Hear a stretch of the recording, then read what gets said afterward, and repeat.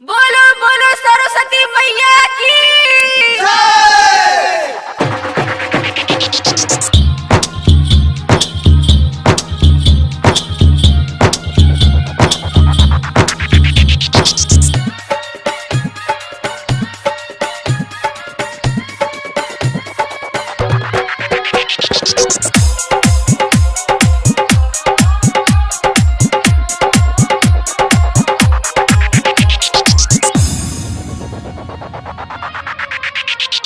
हंस पे सवार होके हंस पे सवार होके हंस पे सवार होके अइलई विद्या के देवी। लागे कि जैसे मंदिर में लागे कि जैसे मंदिर में ज्ञान बरसा रहल बा। लागे कि जैसे मंदिर में ज्ञान बरसा रहल बा। हंस पे सवार होके हंस पे सवार होके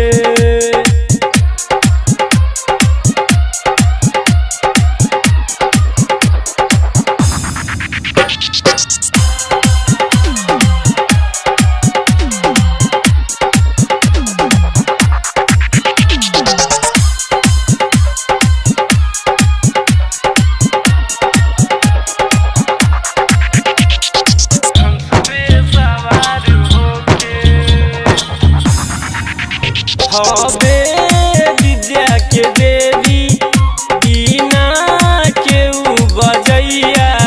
खुद ज्ञान देवे आइल भगतन के अपना घर बा। हवे विद्या के देवी बिना केहू बजैया। खुद ज्ञान देवे भगतन के अपना घर बा। उनके कृपा से बनल डॉक्टर केहू इंजीनियर। लागे कि जैसे मंदिर में लागे कि जैसे मंदिर में ज्ञान बरसा रहल बा। लागे कि जैसे मंदिर में ज्ञान बरसा रहल बा। हंस पे सवार होके हंस पे सवार होके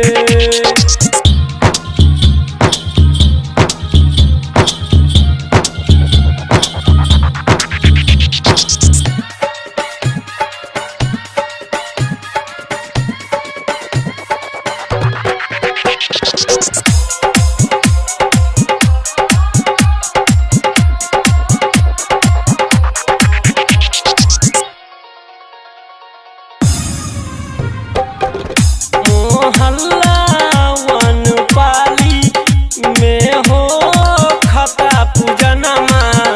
एने से अशोक सुरेश माई के आरती देखावे। मोहल्ला वन पाली में हो खता पूजनमा। लड्डू सुमित हेमंत माई के आरती देखावे। एसपी संतोष माई के देख भजन सुना रहल बा।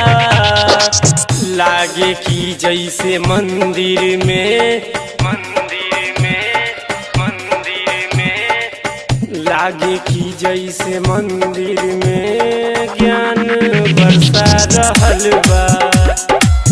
लागे कि जैसे मंदिर में ज्ञान बरसा रहल बा।